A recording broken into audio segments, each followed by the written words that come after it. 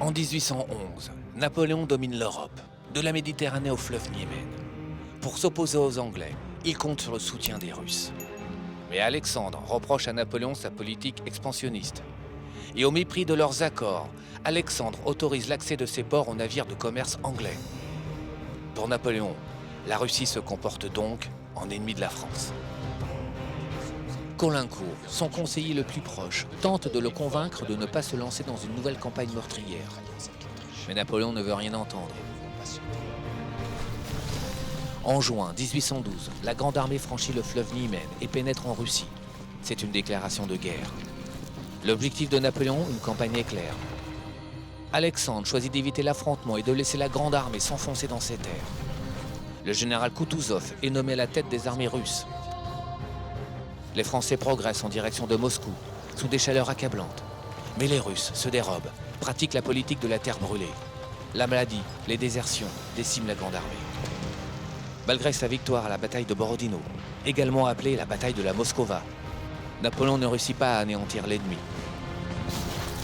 C'est dans une Moscou désertée que pénètre la Grande Armée. Halte là!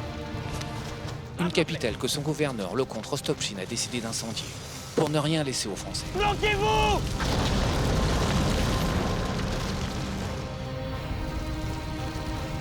Les Russes sont prêts à tout pour détruire la Grande Armée. L'artillerie est en place, la cavalerie aussi. Lariboisière m'informe que les écuries sont en feu et menace de faire sauter l'arsenal. 400 caissons de poudre à canon, la moindre étincelle risque de tout emporter. Il n'y a plus un instant à perdre, il faut quitter le Kremlin. Je suis le premier souverain depuis plus de 2 siècles à avoir conquis cette forteresse. Il n'est pas question Il ne de... s'agit pas de fuir, mais de vous mettre à l'abri.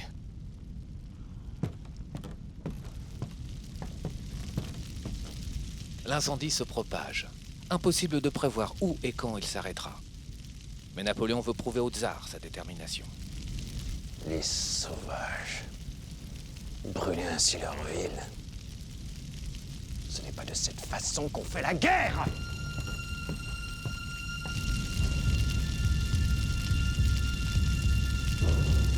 Les résultats de l'incendie de Moscou impressionnent. Plus de 60% des constructions en bois de la ville a brûlé. Pendant 6 jours, les flammes attisées par le vent détruisent la bibliothèque de l'université, des palais, des théâtres, et réduisent en cendres les innombrables constructions en bois, habitations, entrepôts, boutiques, églises. Le gouverneur de Moscou, le comte Rostopchine, écrira à son épouse: « Lorsque tu recevras cette lettre, Moscou sera réduite en cendres. Pardonne-moi. » Rostopchine a été sans aucun doute le responsable de l'incendie de Moscou. Et il a lui-même ordonné à nombre de ses subordonnés de mettre le feu à divers endroits de la ville. Cette idée est basée sur le fait de priver son ennemi de gîte, de confort, mais également de bien lui montrer que cette guerre sera sans merci. L'incendie de Moscou a été une catastrophe pour Alexandre Ier. Plus tard, il dira que ça a été un événement pour lui fondamental. Il dira: l'incendie de Moscou a illuminé mon âme. C'est véritablement pour lui un traumatisme. Avec l'abandon de Moscou, Alexandre perd le soutien de sa population et commence à douter de ses généraux. Profondément abattu, il se confie à sa sœur préférée, la grande-duchesse Catherine Pavlovna. Alexandre,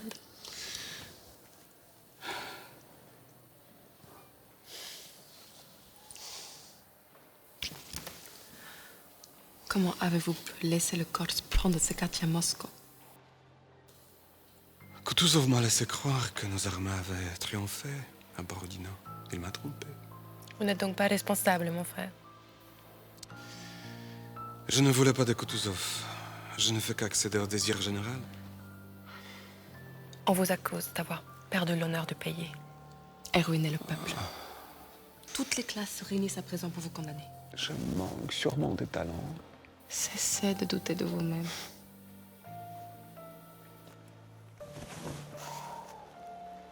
Je suis mal entouré, mal servi. En face d'un adversaire infernal qui dispose toute l'Europe entière. Avez-vous l'intention d'abandonner votre empire au scélérat? Ce monstre qui voulait m'épouser, à qui vous avez failli donner ma main.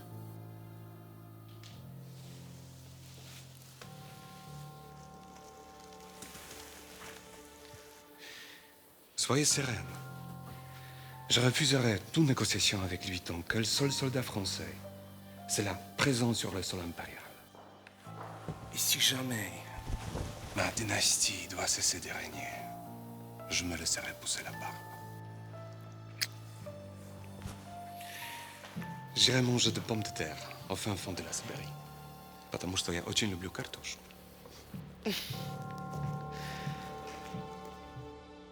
Progressivement, le tsar va en réalité attribuer l'incendie aux Français, de sorte de cimenter, bien entendu, la population.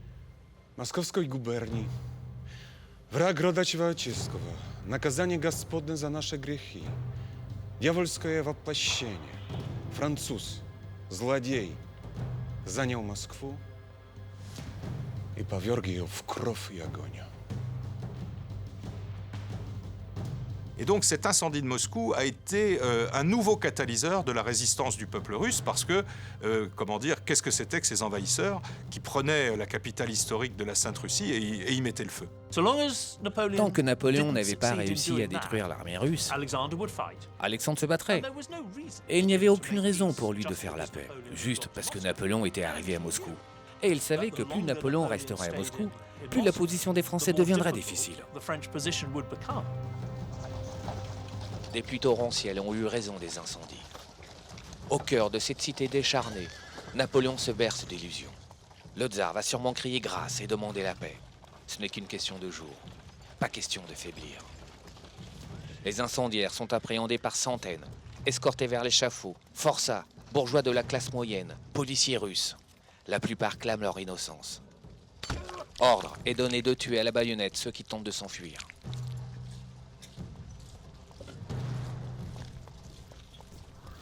Mémoire du sergent Bourgogne.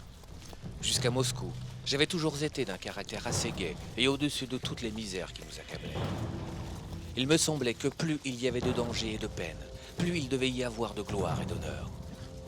Les manquements de la Grande Armée affectent le sergent Bourgogne. La plupart des témoignages, des récits des soldats qui sont arrivés à Moscou décrivent des scènes de pillage. Après l'incendie de Moscou, Napoléon a laissé faire. Il a laissé piller la ville et ces soldats amassent des objets hétéroclites, objets d'art, bijoux, tableaux. On va trouver la viande, on va trouver les légumes, on va trouver de la boisson. Et il y a beaucoup d'anecdotes qui montrent que les soldats qui ont pu pénétrer dans les caves des maisons bourgeoises avaient de l'alcool jusqu'aux genoux et évidemment sortaient de là en étant tout à fait inaptes à leur métier de soldat. 8e jour à Moscou. Et aucune nouvelle d'Alexandre. Napoléon a trouvé un moyen d'entrer en contact avec lui. Sire, le capitaine Yakovlev. Ah, capitaine. On m'a rapporté que votre famille est une des plus respectables de la ville, que vous avez essayé de vous enfuir, mais que vous n'en avez pas eu le temps. On vous a bien informé. En échange d'un laissez-passer pour vous-même, votre maîtresse et votre enfant, veuillez porter cette lettre à votre souverain. Je ne garantis pas qu'il accepte de vous lire. Faites de votre mieux.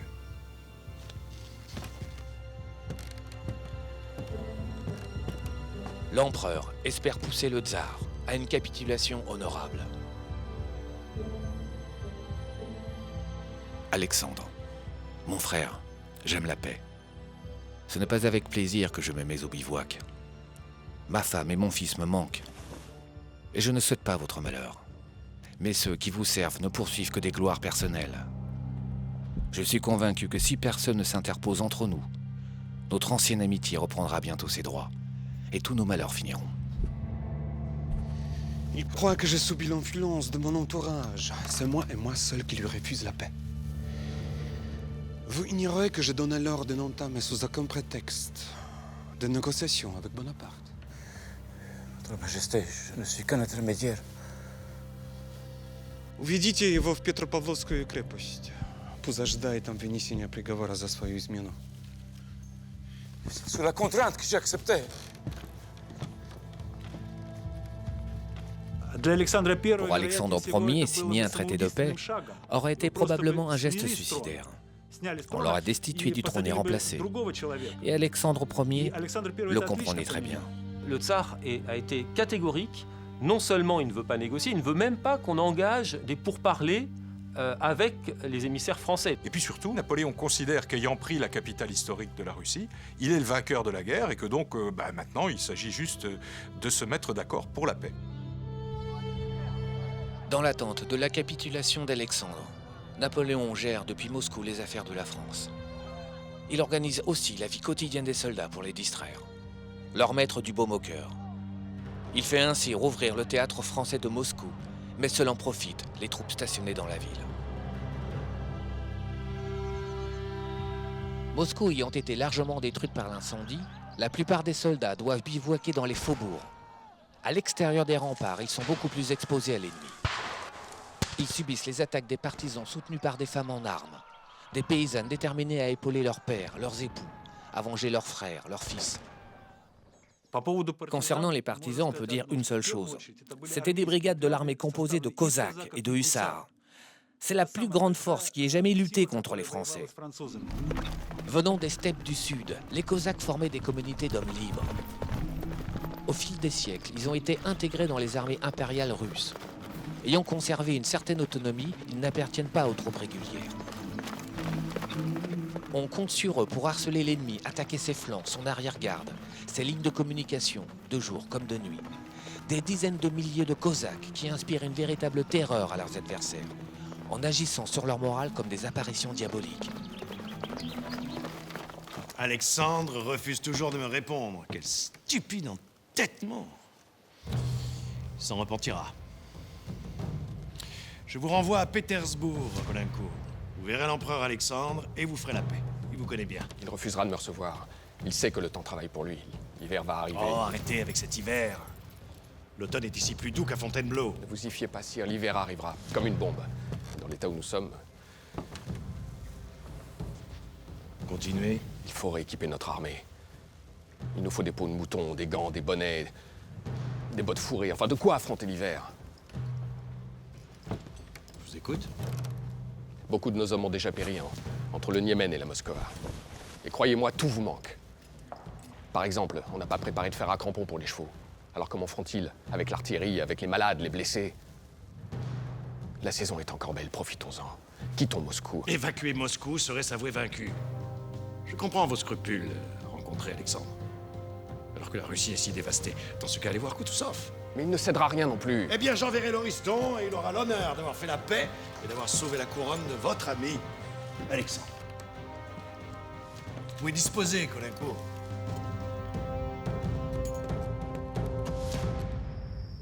De capitulation russe, il n'est plus question. En envoyant le marquis de l'Oriston négocier avec le général Koutouzov, Napoléon espère avant tout sauver la face et préserver son armée. Comme Caulaincourt avant lui, l'Oriston avait été ambassadeur de France à Saint-Pétersbourg. L'empereur, mon maître, aurait voulu traiter Moscou, comme Vienne et Berlin. Mais en y mettant le feu, vos compatriotes ont détruit l'œuvre de plusieurs siècles. Милые дамы, через несколько минут я полностью ваш. Nous n'avons jamais fait la guerre de cette façon. Nos soldats ne sont pas des incendiaires. Malheureusement, le peuple est convaincu du contraire. Pour les Russes, cette guerre est aussi dévastatrice qu'une invasion tatare. Vous ne pouvez pas comparer Napoléon à Gengis Khan. Ah, vous avez raison. Gengis Khan n'a jamais eu l'infamie de transformer nos églises en écuries. Vos paysans font preuve d'une extrême cruauté envers leurs prisonniers. Ils les ébouillantent, les empalent vivants. Leur férocité est contraire aux règles de la guerre générale. Notre armée régulière se montre-t-elle aussi indigne? Non, mais... Hélas, je ne peux pas contrôler les moujiks. Il faudrait refaire toute leur éducation. Organisons au moins des échanges de prisonniers. L'empereur a le désir sincère de mettre fin à cette querelle entre deux nations si généreuses. Trouvons un compromis. Un compromis? Voulez-vous que je sois maudit par la postérité? Cette guerre ne peut pas se prolonger. Essayons de conclure un armistice. Oh! J'ai interdiction absolue de prononcer ce mot. Par 3 fois, Alexandre refusera d'entrer en négociation. Et de fait, ce sera payant, puisque de guerre lasse, Napoléon, le 19 octobre, sera contraint de sonner le départ. Napoléon n'est pas stupide. Il est capable de calculer les risques militaires. Et il sait très bien ce qui lui arrivera s'il reste à Moscou pendant l'hiver. Que ses chevaux mourront tous, inexorablement. Et il pense aussi, ce qui est peut-être aussi un peu irréaliste, à ce qui pourrait se tramer à Paris si lui, l'empereur, est coupé de la capitale pendant 4 mois, coincé à l'autre bout de l'Europe.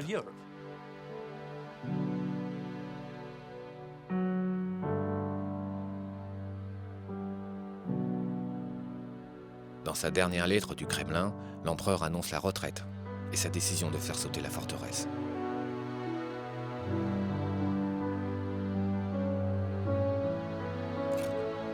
Mais cette lettre révèle surtout un homme bouleversé. Il est arrivé à Moscou au plus fort de son pouvoir. Il en repart fragilisé. Le début d'un implacable déclin.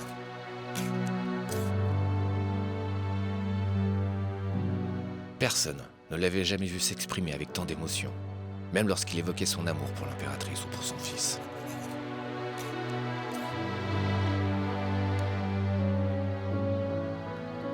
Moscou l'a mise à terre.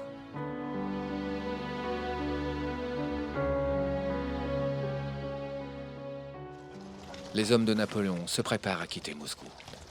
Mémoire du sergent Bourgogne. Parmi nous se trouvait une jeune et jolie personne que l'on disait appartenir à une des premières familles de Moscou.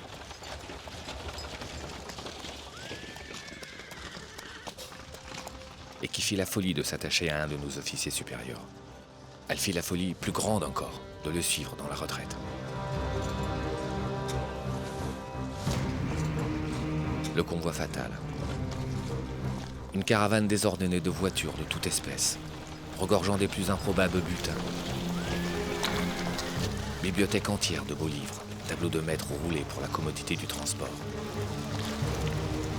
Malgré le pressentiment des misères qui leur sont réservées, chacun tient à rapporter sa part de trophées. Ainsi que plusieurs livres de sucre, du riz, un peu de biscuits, de la liqueur, en prévision des privations futures.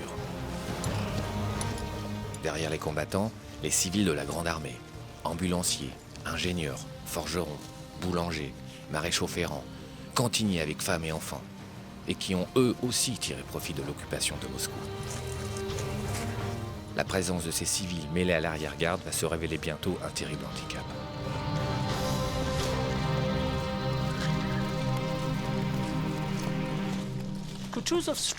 La stratégie de Kutuzov est dans un sens très simple. Il pense que le climat va l'aider à détruire l'armée française. Il sait que ces Cosaques, soutenus par des unités légères de cavalerie, vont forcer l'armée française à rester sur les routes, rendre impossible le ravitaillement. Ce qui les condamnera presque tous à la famine. Et ça, c'est probablement le coup de génie de Kutuzov, c'est de l'avoir obligé à reprendre la route de l'Allée. Et d'ailleurs, quelques jours après avoir quitté Moscou, les soldats traversent le champ de bataille de Borodino, où on n'a pas eu le temps de nettoyer. Les vestiges du champ de bataille de la Moskova. On se demande à quoi a servi cette victoire. Cette bataille déjà célèbre par le nombre de ses victimes. Écrit le sergent Bourgogne.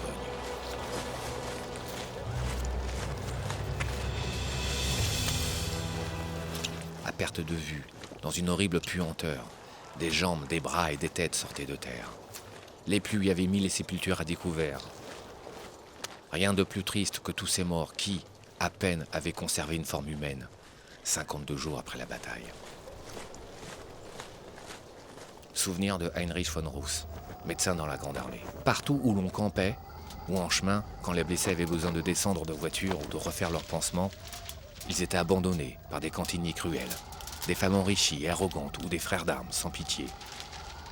J'en vis quelques-uns gémir sur la route et implorer du secours. Comme Armand de Caulaincourt l'avait hélas prédit, l'hiver s'installe sans crier gare début novembre. Les températures descendent sous les moins 20 degrés. Les chevaux, n'ayant pas été ferrés à glace, glissent au moindre mouvement et s'épuisent. Il faut alléger les voitures, les chariots, ce qui oblige la Grande Armée à se délester de son butin. Moscou n'est déjà plus qu'un lointain souvenir.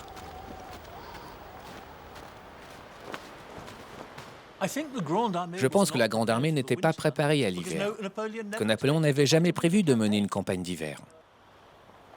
Des études ont établi que la combinaison de 3 facteurs, l'épuisement, le stress et le froid, bouleverse le métabolisme des soldats, au point que même s'ils reçoivent l'équivalent de 500 calories par jour, leur corps n'en absorbe qu'une fraction.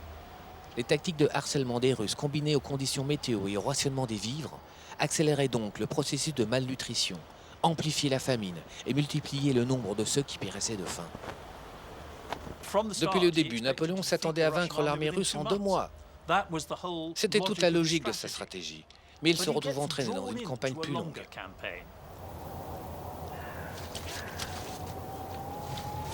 Sur le terrain, les hommes sont frigorifiés, affamés.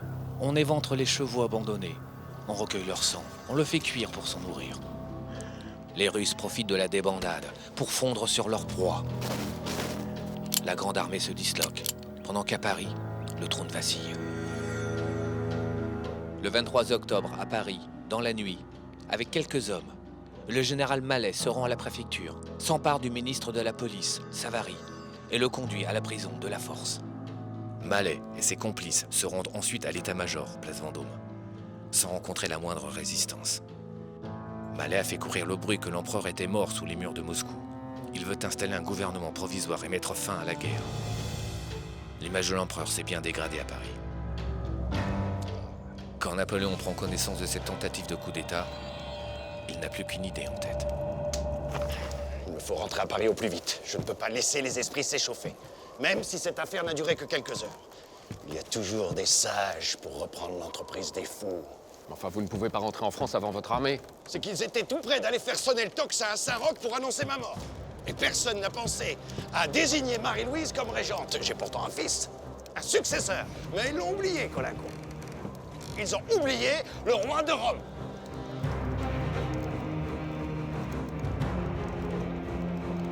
Pendant que Napoléon songe à rentrer, sur le terrain, l'hécatombe continue. À la mi-novembre, il ne reste que 42 000 hommes encore vaillants sur les 104 000 qui ont quitté Moscou. Les autres, empéris de faim, d'épuisement, de maladie, ont déserté. Figurent parmi les traînards, sont tombés aux mains des détachements cosaques ou sont morts au combat. Smolensk n'est plus très loin. Napoléon espérait passer plus au sud, sur des terres riches qui n'avaient pas été touchées, donc là où il aurait trouvé de quoi s'approvisionner, mais il en sera empêché par l'armée russe qui précisément va le contraindre à reprendre cette fameuse route de Smolensk empruntée à l'aller.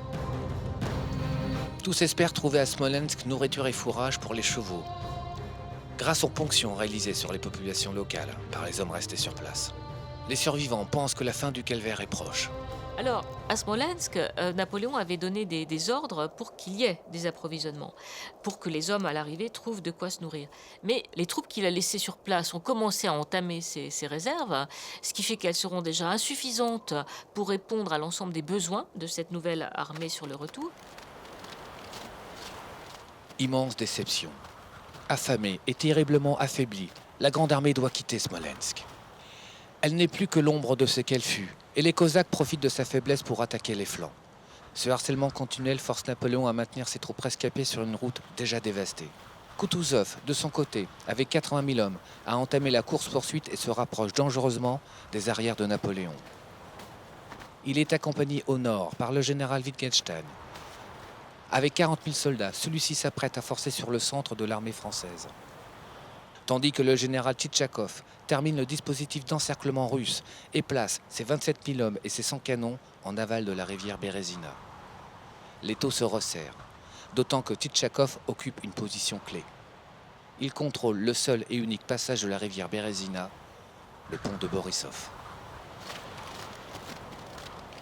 La grande armée s'épuise et se décime un peu plus tous les jours. Mais pour les traînards et ceux qui restent sur place, leur sort est différent. Le vent est coupant comme un rasoir et pénètre jusqu'à la moelle. Le froid glacial rend les membres aussi fragiles que de l'albâtre. Les jointures des pieds et des mains cassent à la moindre torsion, mais sans aucune douleur. Pour s'emparer plus facilement des vêtements de ceux qui périssent, il ne faut pas attendre que les corps soient congelés. Plus d'un se trouve dépouillé avant d'avoir rendu son dernier soupir.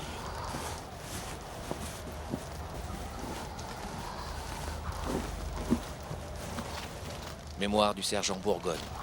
Épuisé par cette marche inhumaine, je quittai les rangs et rejoignis quelques soldats.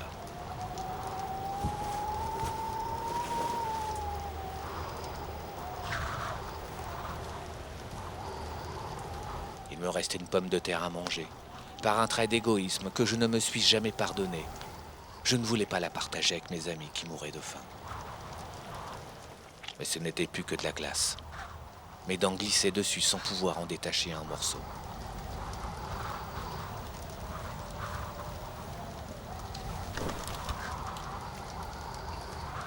Une envie terrible de dormir me prit.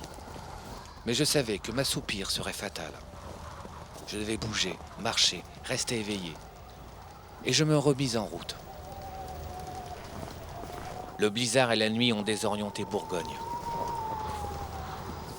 La neige a recouvert ses traces. Il marche ainsi jusqu'à l'aube, à la recherche de son régiment. Il ne sent plus ni ses membres, ni la vermine qui le ronge.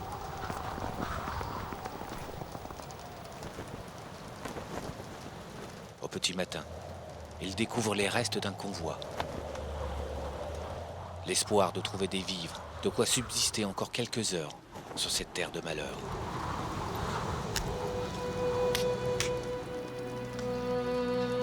Подожди. Не стреляй.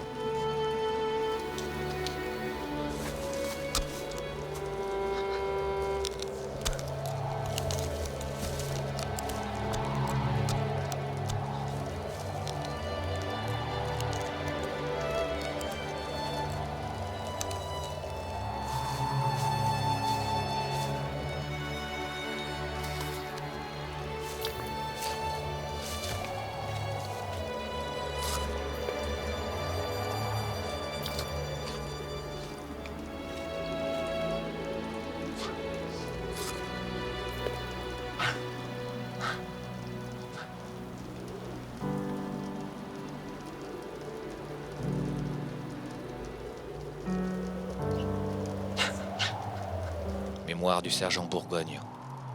Il faut avoir senti la rage de la faim pour comprendre. L'on mangerait le diable s'il était cuit. Может быть, в плен возьму. Его хоть так кормят. La haine se mêlait à la compassion.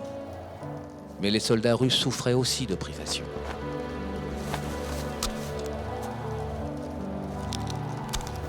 Un prisonnier, c'était une bouche à nourrir. Il fallait faire des choix.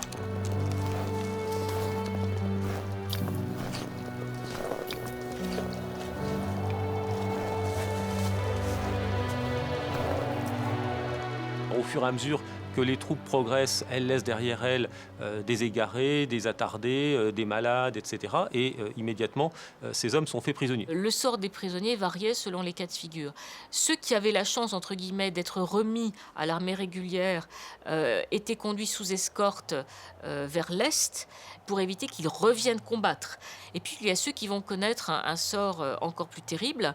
On laissait les malheureux prisonniers dépouillés de tout aux mains des communautés villageoises qui souvent les mettaient à mort. Alexandre, choqué de ces révélations, fera tout pour interdire pareille pratique, promettant une récompense aux soldats et aux paysans, qui confient les prisonniers à une autorité civile en vue de les placer sous garde sûre.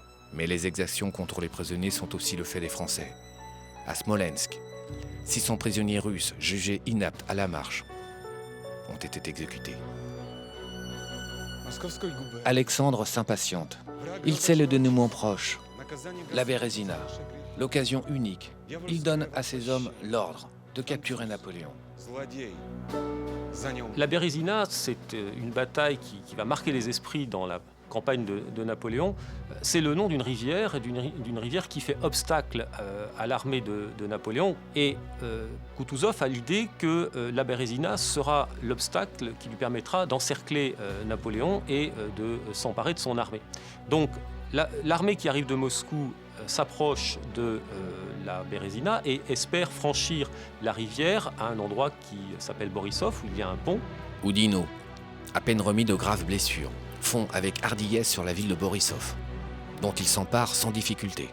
Mais les Russes ont incendié le pont de Borisov. C'est donc un pont en proie aux flammes qu'Oudinot découvre, partiellement détruit, condamnant le seul accès qui permettait de franchir la Bérésina. Oudinot ordonne sans tarder des missions de reconnaissance afin de trouver un autre passage. Malgré la neige abondante, l'une de ces unités conduites par Courbinot va avoir de la chance. Égarée sur l'autre rive, elle croise un paysan trempé jusqu'aux aisselles et en déduit la présence d'un passage à gué aux environs. Le paysan interrogé leur indique le passage. Il se situe tout près du village de Studienka, à peine à 13 km au nord de Borisov. Mais Napoléon n'est pas seul à mesurer l'importance stratégique du pont de Borisov. Tchitchakov, avec 30 000 hommes et 100 canons, défendent la rive gauche. Dans le même temps, avec 80 000 hommes, Kutuzov s'est lui-même lancé sur les arrières des forces napoléoniennes. Il a en outre demandé au général Wittgenstein de terminer la manœuvre d'encerclement avec 30 000 hommes. Mais Napoléon a prévu la parade. Oudinot. Alors, Oudinot et Mouton, vous allez discrètement faire avancer vos troupes vers Studienka. À la nuit tombée, vous y ferez construire 2 ponts. Un pour le passage de l'artillerie et des attelages, un autre pour l'infanterie et les cavaliers. Attendez, Lauriston. Au même moment, ici, en aval de Borisov, sous les yeux de l'ennemi, nous allons reconstruire le pont de Borisov. Mais contrairement à ce que croiront les Russes, nous n'allons pas nous en servir. Et pendant que Tchitchakov concentrera le gros de ses troupes ici, nos troupes franchiront le fleuve là, à Studienka. La situation apparemment désespérée de sa grande armée n'avait pas entamé la sérénité de l'empereur. Tout autre que lui eût été accablé, écrira Caulaincourt. Mais Napoléon était plus grand que son malheur. L'espoir l'enivrait plus que le plus grand revers ne l'abattait. Napoléon va avoir l'idée géniale du leurre, qui va de fait fonctionner très bien, puisqu'il va ordonner, une fois Borisov repris par les Français, il va ordonner beaucoup de constructions ostentatoires à Borisov pour donner le sentiment, l'impression russe qu'il va passer par là. Et de nuit, dans la plus grande discrétion, feux éteints, il va commencer à ordonner le transfert de ses hommes dans le sillage des pontonniers des Blés chargés de construire les 2 fameux ponts à hauteur de la Studienka.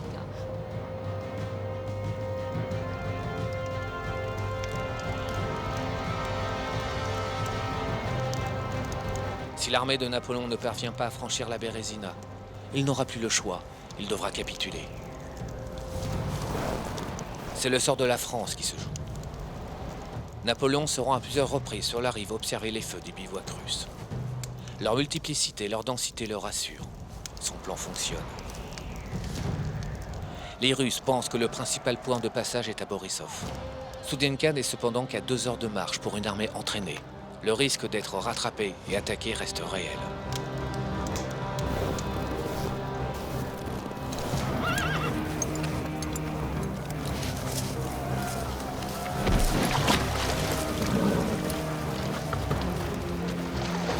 Il faut protéger la rive droite de la Bérésina, au niveau de Studienka.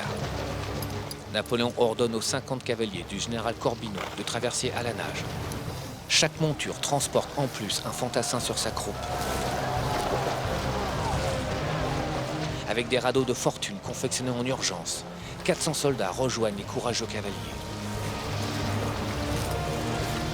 Incessant balai d'aller-retour entre les rives. Parallèlement, les maigres forces russes du général Kornilov se font pilonner par 50 canons commandés directement par Napoléon. La rive droite est rapidement dégagée.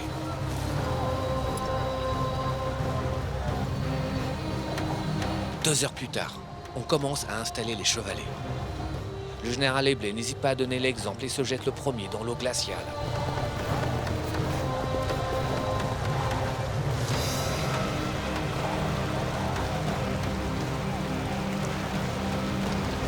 À sa suite, les héroïques pontonniers, dévêtus, s'attellent à la tâche, ignorant les monstrueux glaçons de la rivière. Ces blocs de glace acérés comme des lames rendent pourtant leur tâche particulièrement dangereuse. Bientôt plongés dans l'eau jusqu'aux épaules, les pontonniers poursuivent l'installation des chevalets. Beaucoup y laissent la vie. Abandonnés au courant, ils sont aussitôt remplacés par d'autres braves. En fin de matinée, le pont de l'infanterie est achevé. À peine achevé, le premier pont est emprunté par les troupes d'Oudinot dès 13h. Pressées de renforcer la rive droite, elles traversent en hâte le pont qui oscille. À 4h de l'après-midi, le deuxième pont est achevé à droite du premier. Le soir, près de 10 000 soldats ont franchi la rivière et atteint la rive droite.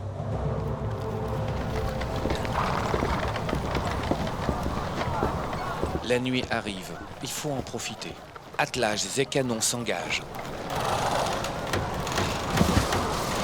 Le pont vibre et cède à 3 reprises sous le poids de la masse.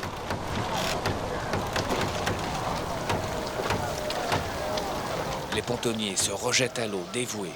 Il faut réparer ou remplacer les portions détruites. Le temps presse. Par moins 30 degrés, ils remettent le pont en état en moins de 3 heures.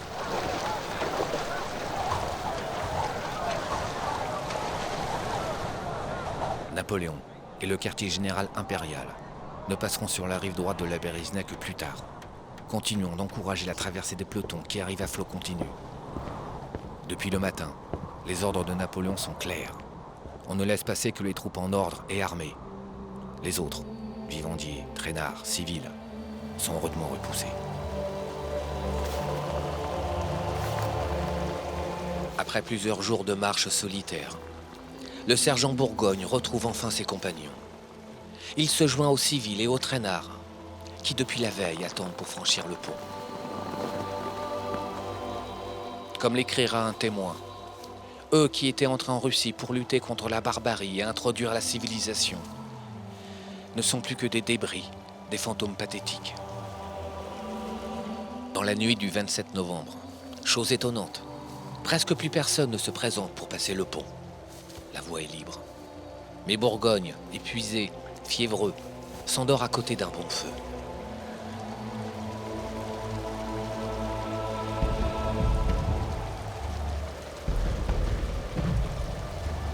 Au petit matin, il est réveillé par des coups de canon.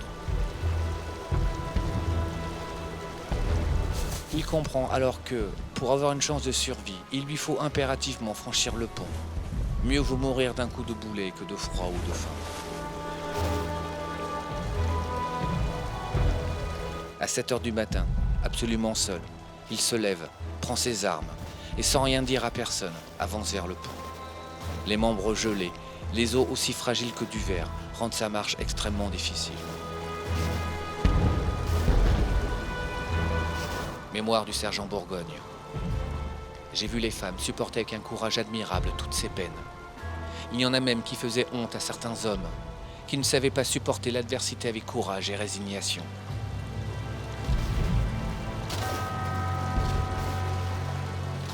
C'est sur un pont totalement désert qu'il franchit la Berezina.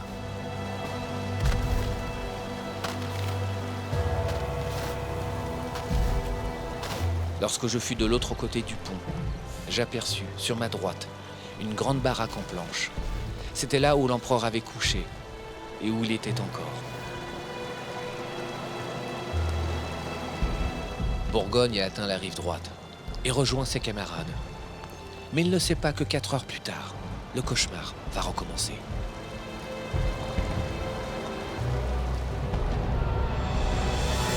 Sur la même rive, le général Tchitchakov et 27 000 hommes foncent sur le corps d'armée d'Oudinot. Le combat qui s'engage est terrible. Oudinot doit à tout prix rester maître de la rive droite, lieu vital du débarquement.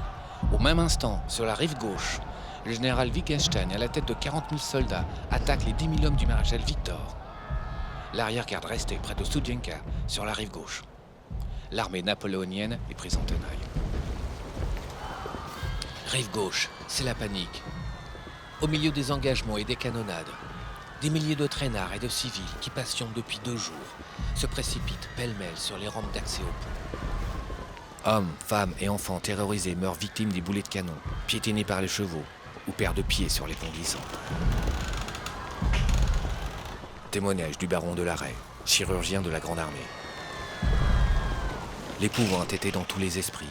Le plus fort abattait le plus faible, qui était foulé au pied de la multitude. On n'entend de tous côtés que des cris lamentables. Quelques-uns parviennent à franchir le fleuve à la nage. D'autres ont le malheur de se noyer ou de se trouver embarrassés au milieu des glaçons. Jusqu'à 11 heures du soir, les engagements se poursuivent avec férocité, au son des canons et des fusillades sous une neige violente. À la fin d'une journée harassante, lourde de pertes, les armées russes ont été repoussées, mais les 2 rives de la Berezina restent aux mains de Napoléon. À la Berezina, Napoléon prend la décision du chef de guerre la seule qu'il pouvait prendre. Il veut sauver son armée, il veut continuer la campagne militaire. Les traînards n'ont pas voulu passer les ponts pendant la nuit, les Russes arrivent. Eh bien, l'ordre de brûler les ponts est exécuté. Dans la nuit, le général Eblé reprend sa mission. Il exhorte les survivants de la rive gauche à traverser le dernier pont praticable. Eblé est un homme tout à fait remarquable, c'est-à-dire dévoué à sa cause, très très dévoué à l'empereur, mais en même temps c'est un homme profondément humain. Et lorsque Napoléon lui donne l'ordre d'incendier les ponts, il sait très bien ce que cela veut dire. Ça veut dire qu'il y a des milliers de gens qui vont être livrés à la violence des Cosaques. L'ordre fatidique, brûler les ponts. Le général Eblé, en voyant les Cosaques approcher, s'y résout, la mort dans l'âme.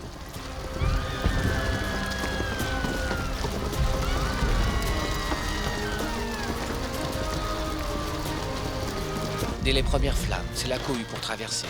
Les traînards accourent de toutes parts.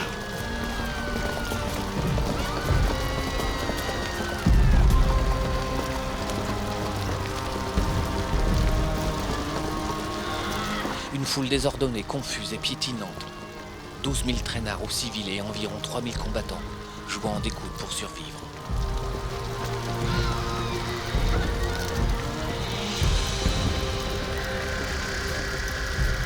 Vue de la rive droite impuissante, la rive gauche n'est qu'un théâtre d'horreur et de souffrance. La panique est générale, chez les malheureux pris entre deux feux, acculés par les Cosaques qui ne font pas de quartier. Pris au piège des ponts livrés aux flammes.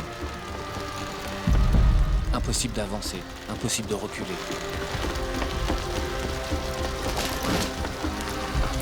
Sous la ruée, le pont s'effondre.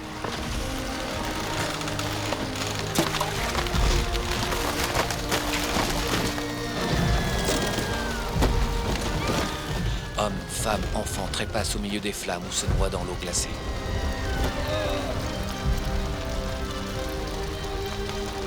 Le bilan humanitaire sera catastrophique. Et la Bérésina, une occasion manquée pour Kutuzov. 7000 soldats et 2000 officiers de Napoléon, sa garde impériale, ses maréchaux, son état-major ont réussi à échapper à 3 armées russes, très supérieures en nombre. Il n'a perdu aucune bataille, mais il a perdu toute la campagne. Plus de 600 000 personnes ont cessé d'exister. Ils sont devenus prisonniers ou sont morts en Russie. C'est le résultat de la campagne.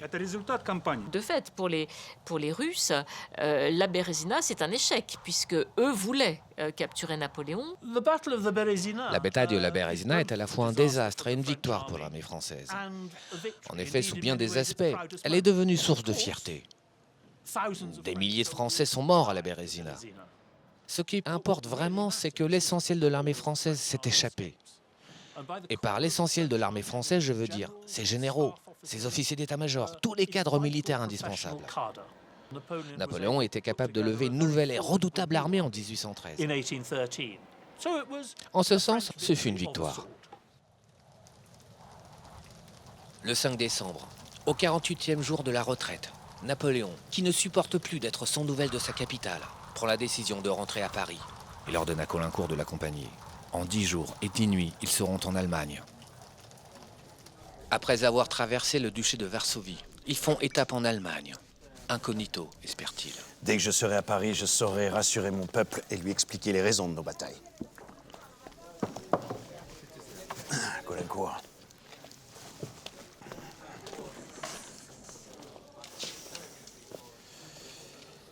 Les événements vous ont donné raison, Caulaincourt, mais je n'ai pas mené cette campagne comme un Don Quichotte en quête d'aventure. Non. La seule différence entre moi et les autres souverains, c'est que les difficultés les arrêtent quand j'aime à les surmonter, surtout quand le but est grand, noble, digne de moi et de la nation. Sans les intempéries, les Russes auraient crié grâce. Tous nos désastres ont tenu à 8 jours. Nous sommes restés 8 jours de trop à Moscou. Mais rien n'est fini, nous nous relèverons. Ne croyez-vous pas que... Je sais ce que vous pensez de moi, Caulaincourt, mais je n'ai plus d'ambition. Je n'ai plus de mon âge, croyez-moi. J'aspire au repos. Mais je veux finir mon ouvrage.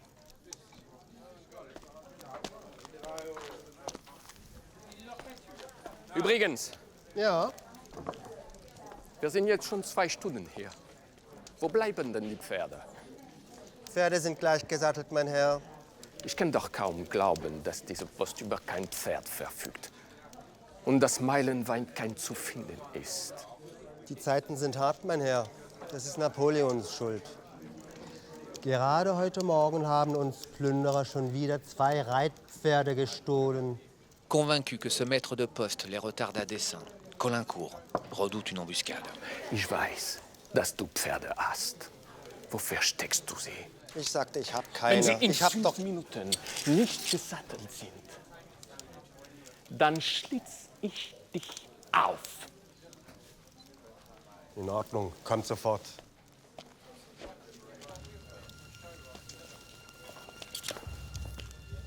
Trois jours plus tard, Napoléon fera son entrée aux Tuileries. Pendant que la Grande Armée n'en finit pas de battre en retraite, à travers des forêts enneigées, marécageuses et verglacées, toujours poursuivie et harcelée par les Cosaques et les troupes de Koutouzov. La population française ne doute pas de Napoléon après 1812. D'ailleurs, elle ne doutera pas de Napoléon jusqu'à la fin, jusqu'en 1814. Napoléon a joui d'une part d'une relative popularité, même d'une popularité certaine, mais surtout on a très confiance en lui. C'est quand même un homme qui vient de passer les 12 dernières années à remporter toutes les batailles qu'il a livrées. Et on se dit, bon, il y a eu un accident en Russie à cause de l'hiver, alors que ça n'est pas seulement à cause de l'hiver, et que l'empereur va tout réparer. La campagne de Russie marque pourtant le début du déclin pour le Premier Empire. 2 ans plus tard, ce sera la défaite contre les Anglais, à Waterloo, et la France retrouvera ses frontières d'avant 1790.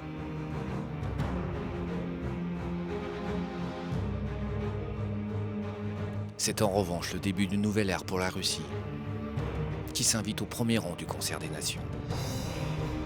Cette guerre patriotique aura permis à la Russie de se forger une identité nationale, que célébreront écrivains et musiciens.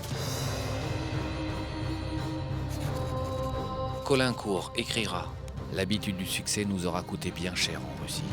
Nous n'avions jamais appris à battre en retraite. » Dans cette longue débâcle, l'empereur fut tout aussi incertain, aussi indécis, du premier au dernier jour. La fortune lui avait si souvent souri qu'il ne put jamais la croire tout à fait infidèle. En comptant les survivants de la Bérésina et les effectifs stationnés en Lituanie, ils furent moins de 30 000 à repasser le Niémen. 30 000 sur un demi-million 6 mois plus tôt. Plus de 200 000 soldats de la Grande Armée sont morts au combat, de froid, de faim ou de maladie. Plus de 150 000 ont été faits prisonniers. Chez les Russes, les pertes s'établissent à 300 000 morts, dont la moitié au combat.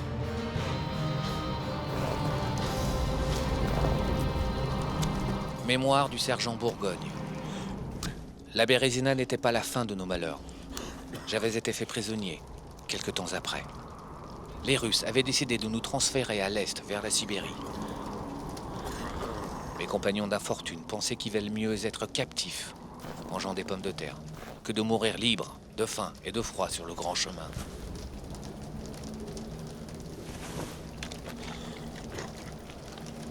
Mais moi, je leur fis remarquer qu'ils seraient plus heureux de sortir de leurs griffes.